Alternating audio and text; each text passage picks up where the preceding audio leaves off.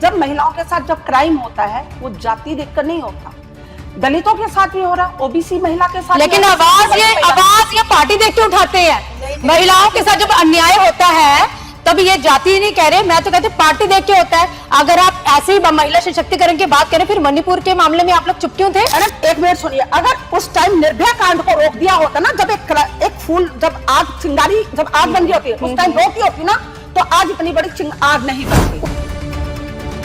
कभी आपने फौजी भाइयों को मरवा दिया, कभी आरडीएक्स आपको पता है कि कितना हुआ? बड़ी बात कर रहे हैं, फौजी भाइयों को कैसे मरवाया? नहीं, जो आरडीएक्स का जो हुआ था पुलवामा में, वो तो आतंकियों ने किया था।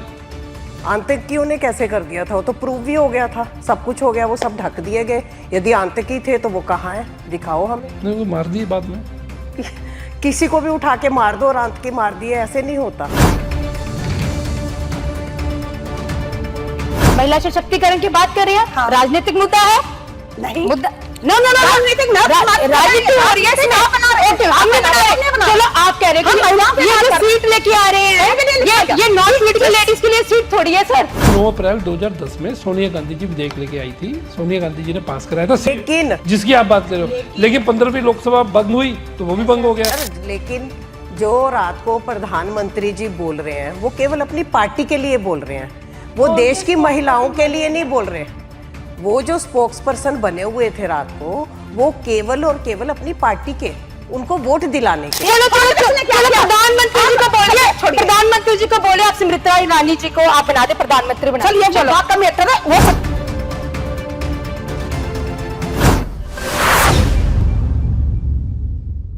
नमस्कार।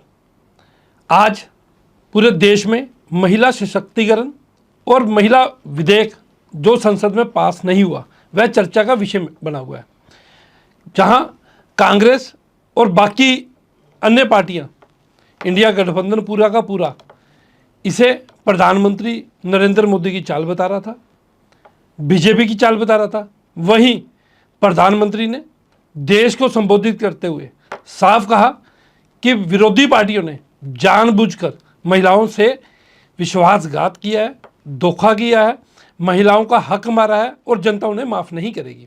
इसी पे आज वार्तालाप करने के लिए, सभी की राय लेने के लिए हम इकट्ठे हुए हैं। हमारे साथ कांग्रेस, बीजेपी और आम आदमी पार्टी, तीनों पार्टियों के नुमाइंदे हैं। आप सभी का मैं स्वागत करता हूं। आम आदमी पार्टी से हमारे साथ मीना जी हैं जो स्टेट सेक्रेटरी भी हैं जी। हमारे साथ बीजेपी से मैडम रितु सूद जी हैं जो बीजेपी महिला मोर्चा की डिस्ट्रिक्ट प्रेसिडेंट है। हमारे साथ चंडीगढ़ कांग्रेस से ममता डोगरा जी हैं जो महिला कांग्रेस की सचिव भी हैं प्रदेश में। तो आप सभी का स्वागत है। मैडम, सबसे पहले हम बीजेपी से ही उनका पक्ष जानना चाहेंगे। ऋतु मैम, आप बताएं कि महिला सशक्तिकरण जो ये बिल लेके आया गया था, महिला का विधेयक जो लेके आया था, उस पर आपकी क्या राय है? ये जो बिल लाया गया था महिलाओं के लिए, महिला सशक्तिकरण के लिए लाया गया था। महिलाओं को जो एक सम्मान उचित मिलना चाहिए। आज भी हम कहीं भी जाते हैं तो कहीं ना कहीं हमें एक डिस्क्रिमिनेशन का सामना करना पड़ता है कि तुमसे नहीं हो पाएगा। बिल आने से एक और सक्षमता बढ़ती है कि हाँ, महिलाएं, कानूनी ठप्पा लग जाता कि महिलाएं ऐसा निर्णय लेने में सक्षम है। तो अगर आता तो ये सब महिलाओं के लिए गर्व की बात हो। नहीं, महिलाएं तो निर्णय ले ही रही हैं। नहीं ले रही हैं, देश की राष्ट्रपति महिला है। गांव देहात में जहां हम बात करते हैं आज भी महिलाओं के लिए, तो आज भी कहीं ना कहीं मानसिकता है कि महिलाओं को आज भी बहुत सारी नीतियां लाने के बाद भी उनको आगे बढ़ने में बहुत दिक्कतें आती है। कुछ रूढ़िवादी सोच उनके रास्ते का कांटा बनती है। आज फिर एक सोच बन गई कि देखा ना, आज तो देश की संसद में भी बिल फेल हो गया। तो आपको ये लगता है कि महिलाओं के साथ अन्याय हो गया? हाँ, मैं कहूंगी कि महिलाओं के साथ अन्याय हुआ। ये महिलाएं, अगर हम इसे राजनीति का रूप ना देकर सिर्फ महिलाओं के लिए बात करें तो बहुत बढ़िया। संसद में 16% महिलाएं हैं इस समय। सर, अगर देश में 50% आबादी महिलाओं की है, बिल्कुल है जी, तो अगर 50% तो नहीं हिस्सा मांगा, हमने तो 33% बोला सिर्फ। लेकिन विपक्ष ने 33 भी मिल जाता। विपक्ष ने तो सीटें बढ़ाने पे विरोध किया, परिसमन का विरोध किया। सीटें, जनसंख्या बढ़ रही है जी, तो सीटें भी तो बढ़ेंगी ना जी। अगर 100 के ऊपर एक विधायक है और अब जनसंख्या बढ़ गई 150, तो क्या साम पाएंगे? नहीं ना। तो थोड़ा सा तो बढ़ना चाहिए ना। जब सीटें बढ़ रही, कम तो नहीं हो रही ना।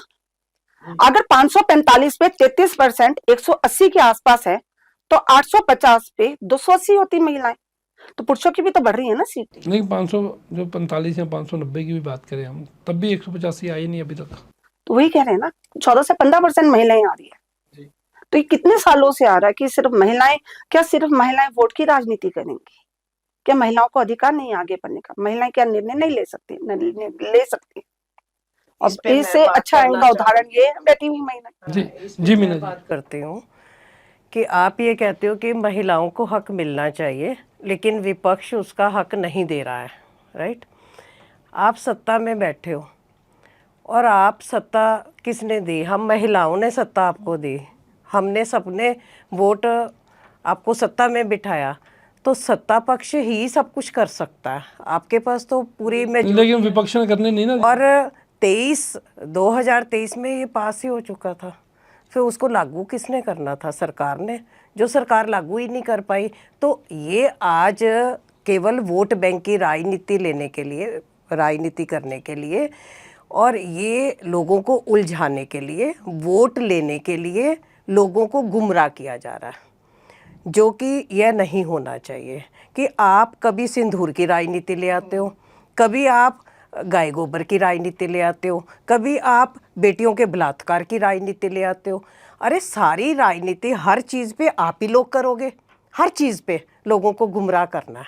कभी आपने फौजी भाइयों को मरवा दिया, कभी आरडीएक्स आपको पता है कि कितना हुआ। बड़ी बात कर रहे हैं, फौजी भाइयों को किसने मरवाया? नहीं, जो आरडीएक्स का जो हुआ था पुलवामा में, वो तो आतंकियों ने किया था। आतंकियों ने कैसे कर दिया था? वो तो प्रूव भी हो गया था, सब कुछ हो गया, वो सब ढक दिए गए। यदि आतंकी थे तो वो कहाँ हैं? दिखाओ हमें। नहीं वो मार दिए बाद में। किसी को भी उठा के मार दो और आतंकी मार दिए, ऐसे नहीं होता।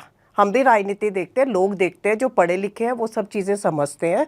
और जो जिस टाइप की ये जो घटिया राजनीति चल रही है, ये देश में यदि होती रहेगी, लोग गुमराह होते रहेंगे, तो राइट जो अधिकार है वो कभी किसी को नहीं मिल पाएगा। आप नहीं सोचते कभी? पार्टी को छोड़ दो कि मैं पार्टी की बात ही नहीं कर पार्टी की मैं भी नहीं कर रहा, महिला के तौर पर कि महिलाओं को ज़्यादा सीटें मिलनी चाहिए। मैं कहती हूँ 50% महिलाओं को मिलनी चाहिए, लेकिन उसको लागू कौन करेगा? तो यही कह रही है कि 33 होने दो। लागू कौन करेगा? लागू तो सरकार ने करनी है, लेकिन क्योंकि लोकतंत्र 23 में पास हो चुका है, ये 23 में पास हो चुका है, लेकिन जब भी लोकसभा भंग हो जाती है तो वो विधेयक जो होता है राज्यसभा में पास हुआ होगा वो ऑटोमेटिकली भंग हो जाता है। सब कुछ हो ऐसे सकता है। इससे पहले 9 अप्रैल 2010 में सोनिया गांधी जी विधेयक लेके आई थी, सोनिया गांधी जी ने पास कराया था, लेकिन जिसकी आप बात कर रहे हो। लेकिन 15वीं लोकसभा भंग हुई तो वो भी भंग हो गया। लेकिन जो रात को प्रधानमंत्री जी बोल रहे हैं वो केवल अपनी पार्टी के लिए बोल रहे हैं, वो देश की महिलाओं के लिए नहीं बोल रहे। वो जो स्पोक्स पर्सन बने हुए थे रात को, वो केवल और केवल अपनी पार्टी के, उनको वोट दिलाने के। प्रधानमंत्री जी ने तो संबोधन में कहा मैं पूरे देश की महिलाओं के लिए बोल रहा हूँ। महिलाओं के लिए नहीं, वो अपनी पार्टी को वोट दिलाने के लिए बोल रहे थे, क्योंकि उन्होंने अभी वोट लेना है। जहाँ भी जितने राज्यों में इलेक्शन है वहाँ से वोट लेना है, तो उनको कोई तो मुद्दा चाहिए था, कहीं भी आप ले लो।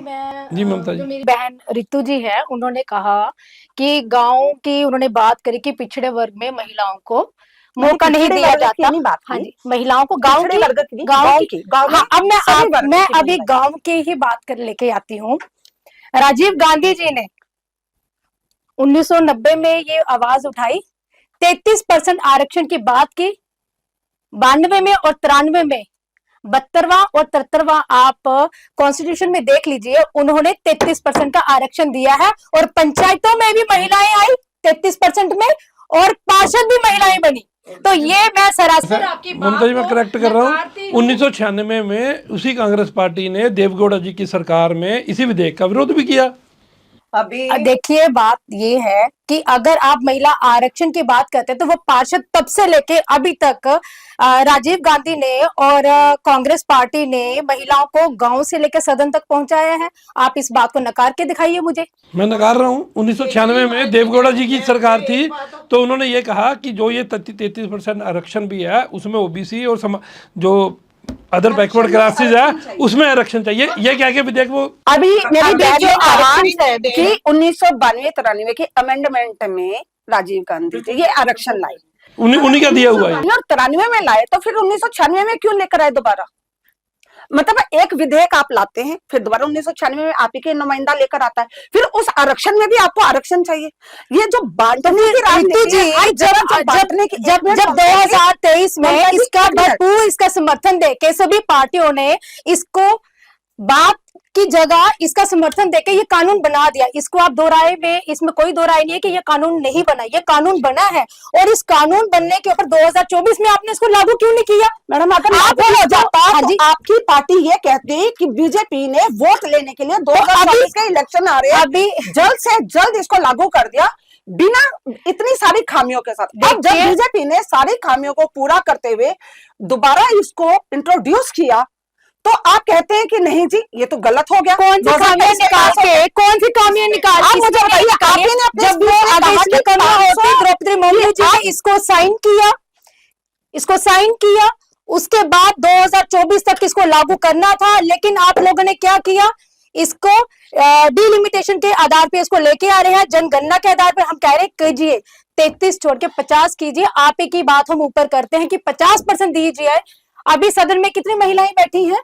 क्योंकि पुरुष अपनी सीटें नहीं कटवाना चाहते, पुरुष को अपनी राजनीति करनी है ना। बिल्कुल मैं महिला हूं, मैं महिला के साथ खड़ी हूं। पार्टी के पुरुष मैं महिला के साथ, मैं कह रही हूँ बिल्कुल आगे लेके, अगर आप साथ दे तो लेके आए, तभी तो हम कह रहे हैं 33% कीजिए। आप क्यों नहीं, आप राजी हुए 543 पे आप 33% देने के लिए राजी हुए। हम आपके साथ हैं, हमने तो साइन कर दिए। तो पूरी सीटें बढ़ा रहे हैं हम तो। अरे अगर आपको सीटें बढ़ानी है, आप अगर सीटें बढ़ाने की बात कर रहे हैं, आपके साथ जितनी सीटें बढ़ेंगी तो ऑटोमेटिक उसके साथ हो जाएगा ना। आपने देना अभी नहीं, आप पहले आपने दो चीजें डाली, एक मिनट, आपने दो चीजें डाली, 800 वाली सीटों की भी डाल दी, 1 मिनट, वो वाली भी डाल दी, उधर से आपने महिला वाली डाल दी। पहले आप एक चीज तो करिए, आप पहले उस पे 33 एक मिनट मैम, ये आप लागू कर दो, सुनिए ना, उसके बाद सीटें तो बढ़ती रहेंगी। मैडम एक चीज बताइए, जो जनगणना क्या करेंगे या सिर्फ महिलाओं में, वो तो ये चीज कहीं भी तथ्य पे देखो, कहीं भी इसका आधार कहीं पे भी नहीं लिखा हुआ है कि सेंसस के हिसाब से होगा। अगर आप जनगणना का रिकॉर्ड उठा दे 2026 तक का हो जाने दीजिए ना, इतनी जल्दी आपको क्या पड़ी है? क्योंकि 5 राज्यों के चुनाव आने वाले हैं।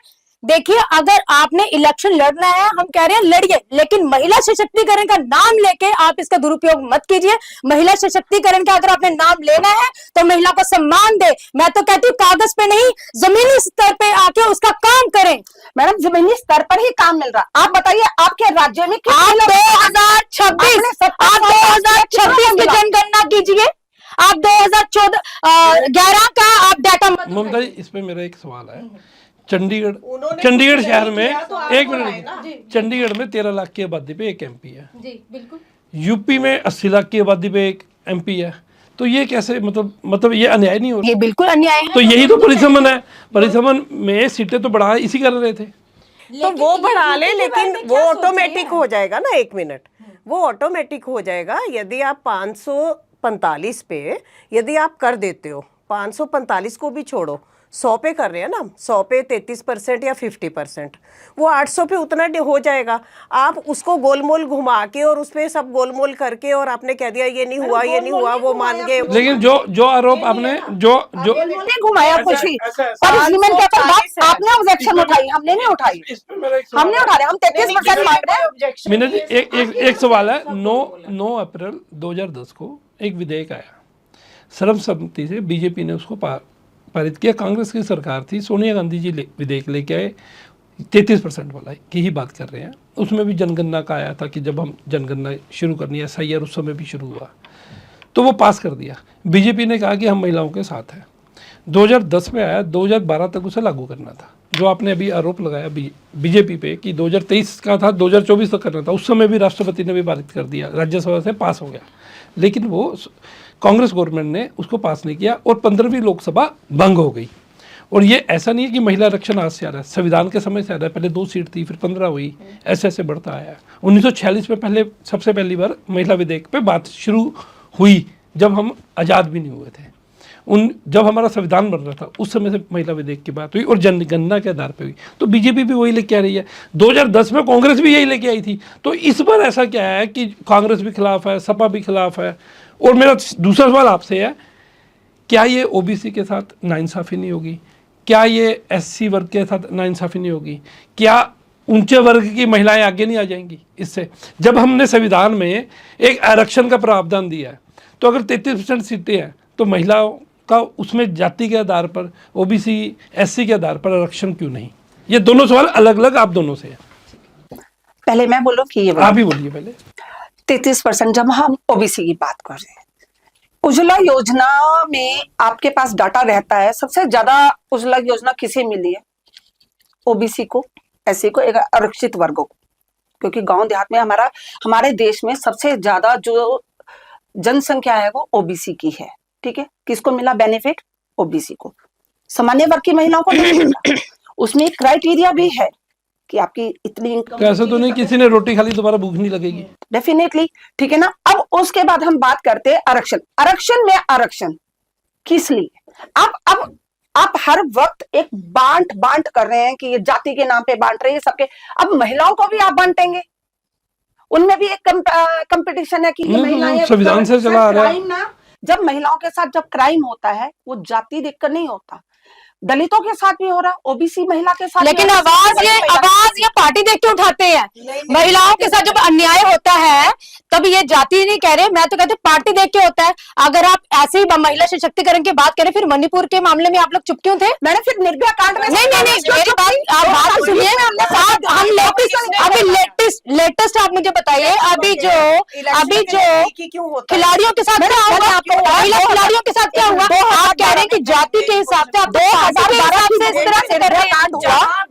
सजा दी अंकिता भंडारी के साथ आपकी आवाज तक नहीं उठाई आपने, आवाज तक नहीं उठाई आपने, तो एब्सेंट फाइल तक की आवाज नहीं उठाई। मैडम एक मिनट सुनिए, अगर उस टाइम निर्भया कांड को रोक दिया होता ना, जब एक फूल, जब आग चिंगारी, जब आग बन गई होती है, उस टाइम रोकी होती ना, तो आज इतनी बड़ी आग नहीं बनती। उसके बाद तो हाथरस कांड आ गया, उसके बाद हाथरस कांड आ गया। आपने उसमें क्या किया? आपने क्या सजा दी? आपने रातों रात उसका संस्कार कर दिया, उस महिला को न्याय नहीं दिया। रातों रात आपने उसका संस्कार किया। उन्नाव में क्या हुआ? उन्नाव में आपने क्या किया? अभी लेटेस्ट महिलाओं के साथ आपने क्या किया?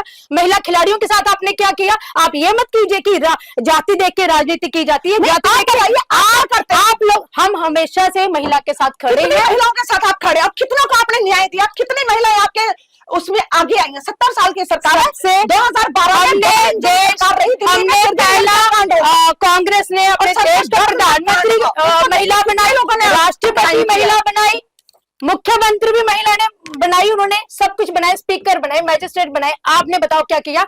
आज मैं आप ही से सवाल करती हूँ, महिला सशक्तिकरण की बात कर रही है, हाँ। राजनीतिक मुद्दा है? नहीं, मुद्दा राजनीति हो रही है। चलो आप कह रहे हैं ये जो सीट लेके आ रहे हैं, ये नॉन पॉलिटिकल लेडीज के लिए सीट थोड़ी है सर, ये राजनीतिक मुद्दा है, क्योंकि इसमें पॉलिटिकल लेडीज को लेके आगे आना है। अब मैं उसी के ऊपर बात कर रही हूँ। ये विधायक को लेके है। एनडीए की बिहार में 22 महिलाएं हैं। क्या जरूरत पड़गी इनको? 7वीं फेल पुरुष को, मैं फिर से दोहराती हूँ, पुरुष को उन्होंने सीएम बनाया मात्र 3 दिन पहले। आप सशक्तिकरण दिखाते वहां पे महिला की? आप ना 3 दिन पहले आपने पुरुष को वहां पे मुख्यमंत्री बना दिया, और जो 22 विधायक थे इनके पास, उनको बनाया नहीं। तो आपने महिला सशक्तिकरण का यहाँ पे उदाहरण कहाँ बनाया? आपने तो फेल किया है। हमने फेल नहीं किया, आप बताइए।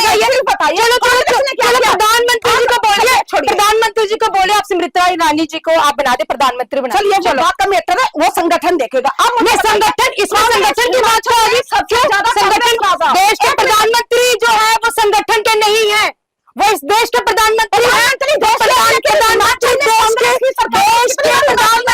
संगठन के नहीं है। हर बार देश के प्रधानमंत्री कभी भाजपा के स्पोक्स पर्सन बन के आ जाते हैं, कभी इनके। हाँ जी, था कि 2010 में जब ये बिल आया, सोनिया गांधी जी लेके आए, तो उन्होंने भी 15वीं जो लोकसभा थी उसमें उसको पारित नहीं किया पूर्ण बहुमत के बावजूद। उस पर क्या कहेंगे आप? देखिए, टाइम टू टाइम जो है ये सब अमेंडमेंट्स होती हैं। अब उस वक्त वहां पे क्या था, अब कागज के अंदर क्या होता है वो लोग हमें नहीं मालूम। बीच में जो तो भी फिर होता है, ये डिलिमिटेशन फिर ये बात इनको कैसे पता होगी? देखो, जो डिलिमिटेशन जो कमीशन जो है वो तय करता है, इसके आधार पर उन्होंने वहां पे देखा होगा। लेकिन आज जब हम इसको पूर्ण रूप से सहमति दे रहे हैं, तो मेरा कहने का तात्पर्य ये है कि जब इसको 33% हम लोगों ने 2023 में लागू कर दिया, ठीक है, अगर आप लोगों को लगता है कि सीट बढ़ाने की जरूरी है, आपको हड़बड़ी क्या है?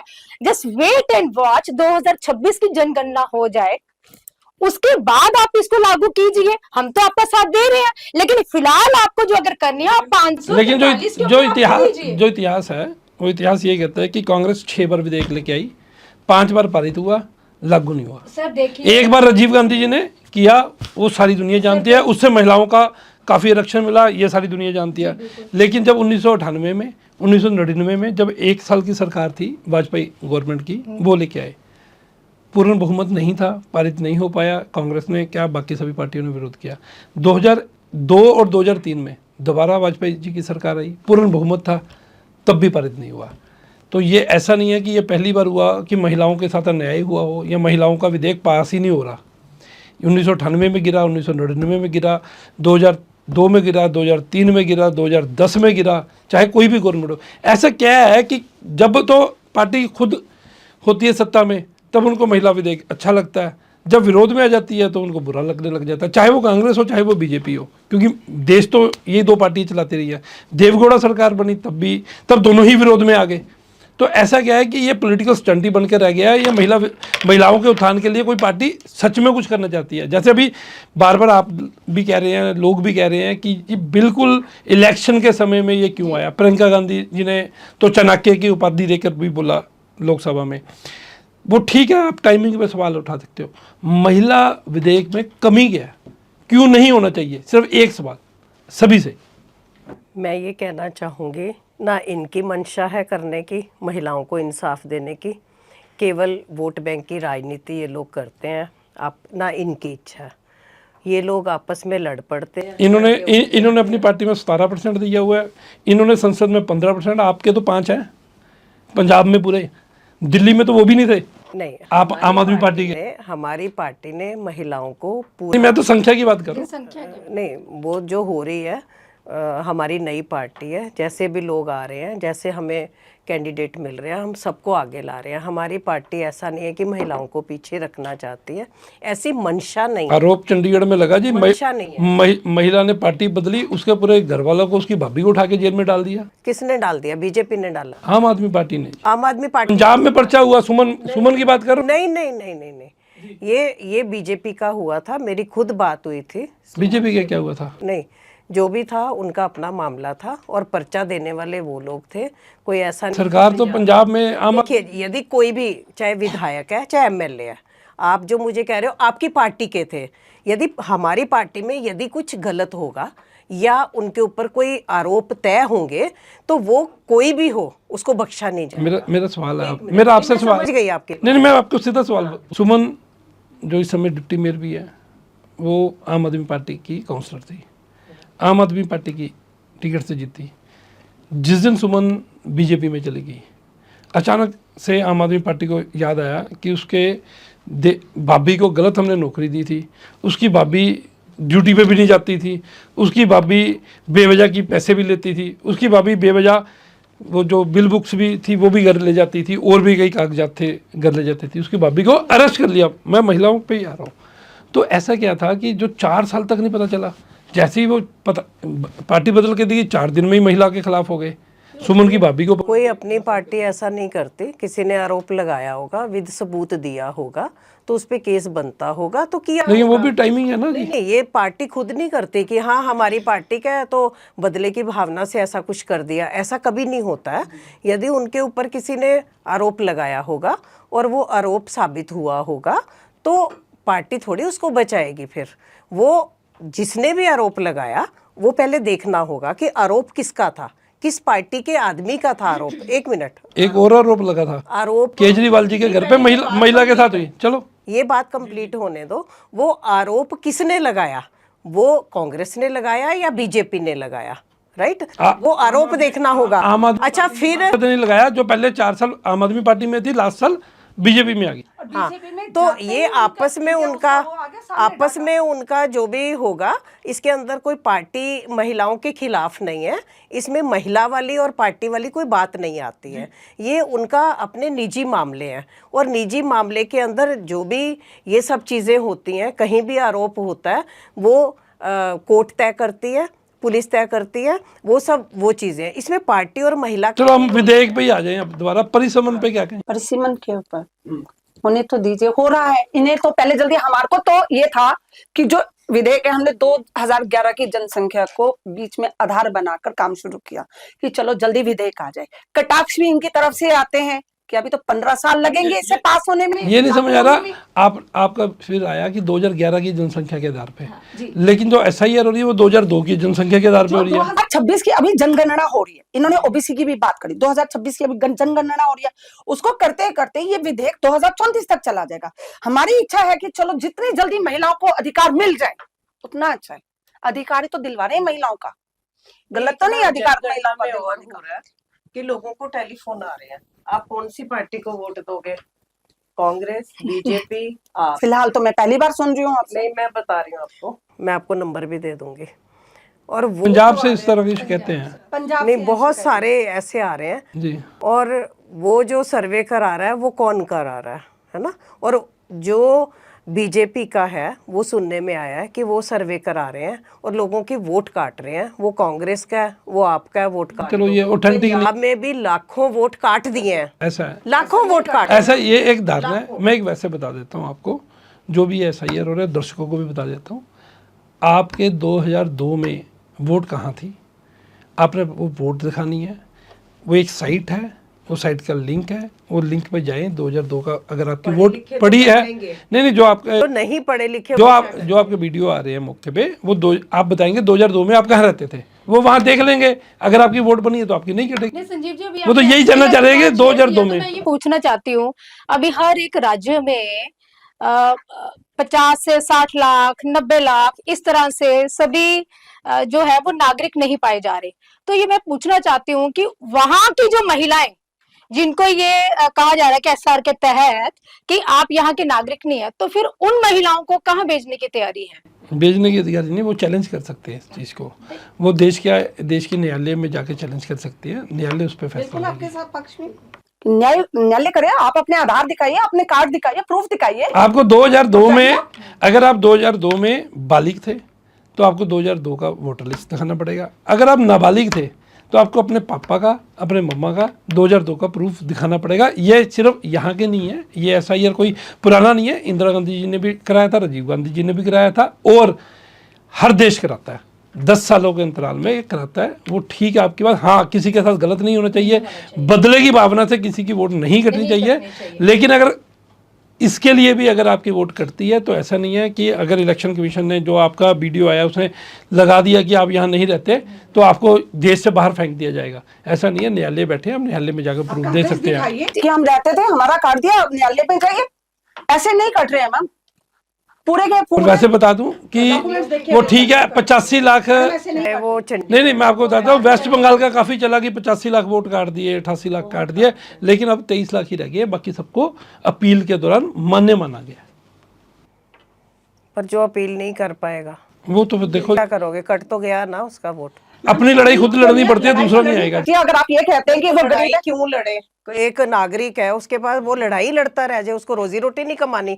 आप ये कौन सी बात कर रहे हो कि लड़ाई तो लड़नी ही पड़ेगी? मतलब रोजी रोटी भी तो कमानी ना। आपने बात करी वो रोटी संजीव जी, अब हम यहाँ पे हम महिला सशक्तिकरण की बात कांग्रेस कर के रहे टाइम से हैं। चल रहे हैं। वो रोजी रोटी कमाए या आपके वोट? मैडम ये नियम ना कांग्रेस के टाइम से चल रहे हैं। आज देखिए, आज सबको बड़ा आराम दिया गया है, आज वर्क फ्रॉम होम दिया गया है, फैसिलिटी सबको मिल रही है। अगर आपने यहाँ पे की चल पड़ी है, मतलब लोग उसी में उलझे रहे कि रोजी रोटी छोड़ के वो वोट के पीछे घूमता रहे कि मेरा वोट कट गया। भाजपा ने आपका वोट कटवा दिया। आप कह रहे हो कांग्रेस ने कटाया, फिर भाजपा, फिर दोनों को ही नहीं आना चाहिए, फिर दोनों को ही नहीं आना चाहिए। छोड़ दो, आप लोगों से होता नहीं है, छोड़ दो, सत्ता में आना छोड़ दो। किस लिए आ रहे हो? क्या क्या मिल रहा है सत्ता में? मुझे बताइए, आपने हमारी पार्षद है, पार्षद की भाभी को उठवाया, बिना किसी के डिटेन के एक महिला को 4 दिन थाने में लॉकअप में रखकर डिटेन किया। किस आधार पर डिटेन किया आपने? हो सकता है लॉकअप में एक महिला को सुबह 10 से लेकर शाम 5 बजे के बाद आप महिला को नहीं रोक सकते, फिर भी इन्होंने रोक कर रखा। हमें तो नहीं पता, कोई कंप्लेंट नहीं, कोई कुछ नहीं है, बस जब पूछा तो कुछ भी नहीं है। आपका काम क्या है?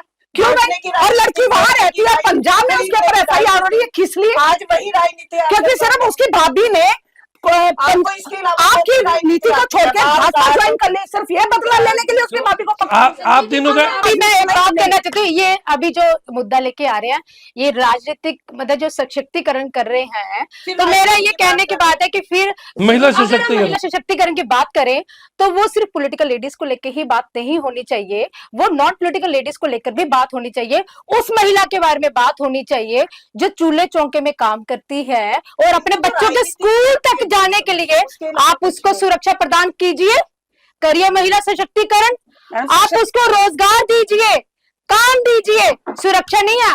आज की डेट में महिलाएं सोना तो बहुत दूर की बात है, चांदी तक डाल के भी मार्केट में नहीं जा सकती। ये है इस वक्त की महिला सुरक्षा, इस पे आप काम कीजिए। विधायकों के लिए लगे हुए हैं, मंत्री इकट्ठे करने को लगे हुए हैं, लीडरगिरी करने को आप लोग लगे हुए हैं, आप सुरक्षा प्रदान करने की बात नहीं करते। देश के प्रधानमंत्री भाजपा के स्पोक्सपर्सन बन के रोते रहते हैं सिर्फ और सिर्फ वोट लेने के लिए। जैसे ही इलेक्शन आते हैं वो उस देश के बेटा बन जाते हैं, उस राज्य के बेटा बन जाते हैं। जब बात महिला की सुरक्षा के लिए आती है वो कभी महिलाओं को आगे कर देते हैं, कभी ईडी को आगे कर देते हैं, कभी पुलिस को आगे कर देते हैं। मेरे को एक बात का जवाब दीजिए, आपने कहा महिला उस दिन सुरक्षित है जब उसकी गले से चेन ना उतारी जाए, यही बोला ना इन्होंने। 2012 में जब निर्भया कांड हुआ, लड़की रात को 11 बजे अपने घर आ रही थी, की बात सुरक्षा, हम उसका रोजगार, हम उस बच्ची के स्कूल जाने तक तो उसके विवाह तक की सारी बात करेंगे। हम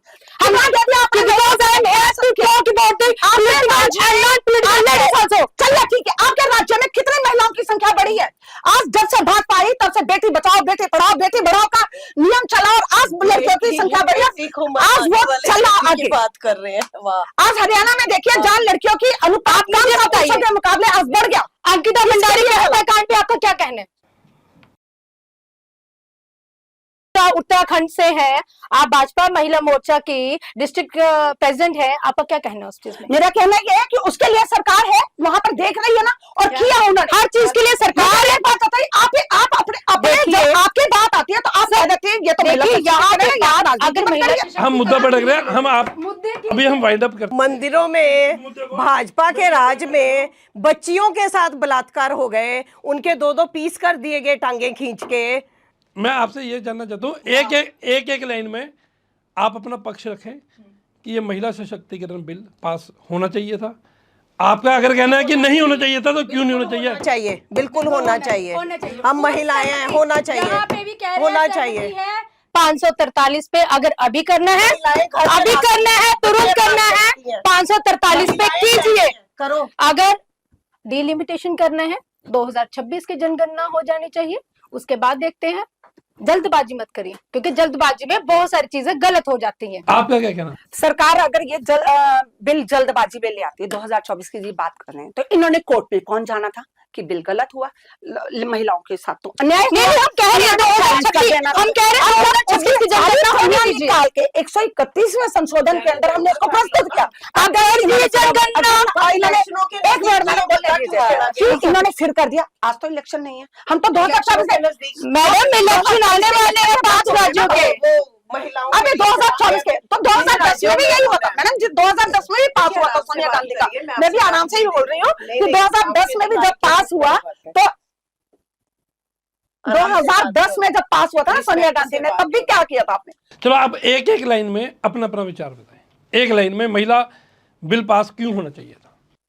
महिलाओं का सम्मान जो मिल रहा है और बढ़ेगा, उनमें निर्णय लेने की सक्षमता बढ़ेगी, और जो लेडीज के लिए जो भी बिल बनेगा, जो कानून बनेगा, अगर उसमें महिलाएं विधेयक तो संसद में ही पास होता है, अगर संख्या महिलाओं की बराबर की रहेगी तो अधिकार भी बराबर का रहेगा और महिलाओं को हक भी मिलेगा। आपका क्या कहना? मैं यही कहना चाहती हूँ कि महिलाओं को बराबर का हक मिलना चाहिए। जो महिला परिवार चला सकती है, बच्चे पाल सकती है, जॉब कर सकती है, सारे काम कर सकती है, तो वो देश भी बहुत अच्छे से चला सकती है। मैं यही कहना चाहूँगी कि महिलाओं को बराबर का अधिकार मिलना चाहिए। तो फिर आम आदमी पार्टी ने विरोध में क्यों डाला वोट? आपने देखा नहीं, तो अपोजिशन में इंडिया गठबंधन ने सभी ने किया ना जी। इवन पांच वोटें बीजेपी को फालतू मिली। ये जो चीज़ें आपको सुनने में आ रही है ना, वो नहीं, आपकी पार्टी ने तो खुल के बोला ये। नहीं, हमारी पार्टी तो हमेशा यही चाहती है कि महिलाओं को बराबर का दर्जा दिया जाए, और हमारी पार्टी महिलाओं को बहुत इज्जत देती है। मेरे को भी 14-15 साल हो गए पार्टी। तो हम मान लें कि आम आदमी पार्टी चाहती है कि 800 कुछ सीटें हो जाएं और उसमें 33% आरक्षण हो जाए। मैं तो कहती हूँ 50% हो जाए।